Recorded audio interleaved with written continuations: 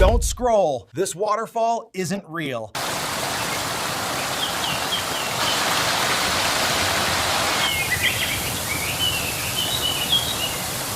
Here's how I made it.